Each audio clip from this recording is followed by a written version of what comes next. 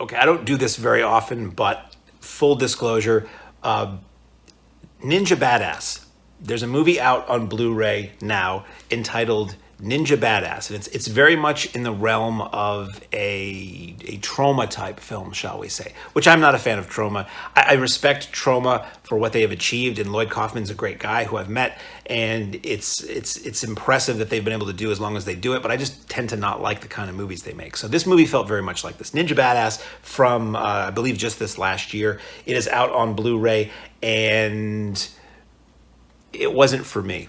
Let's say I didn't make it very far into this movie, but I'm still going to tell you about what I saw. So basically, it's this guy in Indiana who is wronged, and some bad guys. There's a local TV white guy who's on TV with like infomercials, who's like a cult leader, and I can make you a ninja. So he's like a ninja cult leader, and he and his henchmen kidnap this girl from a pet store who this like Joe Dirt looking kind of Indiana redneck guy is taking a fancy to, and he decides he's going to go and get her back and rescue her from the evil ninjas and this evil TV ninja cult leader guy. And he's going to have a local Asian ninja who wears camouflage train him in the ways of ninjery in the woods so that he can be a powerful Indiana white ninja and go in and save this girl. I tried twice. I watched it up to a point, and I was just like, I can't. And then I said, another day came, and I'm like, okay, maybe I'm in the mood for it today. And it's just like so aggressively crude and like aggressively, intentionally badly made, and CGI blood and poo and genitalia, and trying to be like as aggressively offensive as possible, and jokey, funny, and gross. And life's too short. I just can't. So I shut it off, but I've sent these things to review them. I actually asked for it because from whatever I read, it looked like it might be amusing, but it was just so aggressively not for me. And I have so many other things I need to watch. I figured I would come on and I would talk about what I did see and what this package is, because this very well may be the movie for you.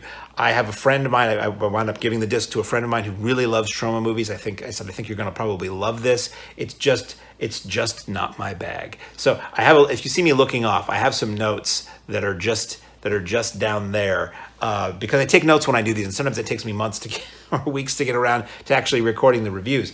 So it's 103 minutes long, and again, I said I probably made it maybe 20, maybe 30 minutes into the movie before I just couldn't take it anymore, and I just couldn't conceive how it could be 103 minutes long. But you never know. Maybe I could be criticized for bailing on a movie and still talking about it and still saying something bad about it. But at some point I realized I always used to insist that I would watch things to the end, no matter how bad it was. I'm like, I can't have an opinion on this unless I've seen the whole thing.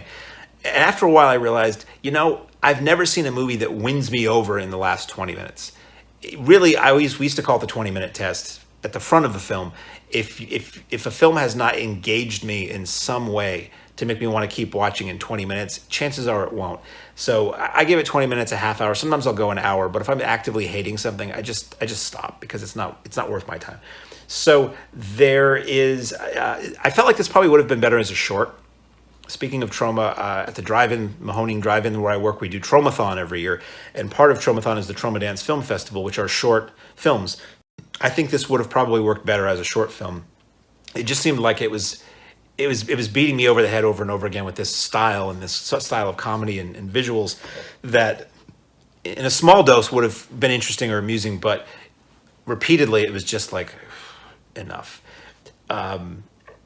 I see in my notes I bailed 30 minutes in, so I made it a half hour into this. So it's got extras. It's loaded with extras. It's got deleted scenes, bloopers, behind-the-scenes photos. It's got a cast and crew commentary. And it looked like a lot of this was the work of Ryan Harrison. He was the director. He was the writer, editor, effects, and I believe he was the star of the film. Everything that I say that's negative about this, it ain't easy making a movie. It's not a quick thing. You don't just show up with a camera and it all happens. It's an incredible amount of work. I have honest tip of the hat respect for anybody who can finish anything.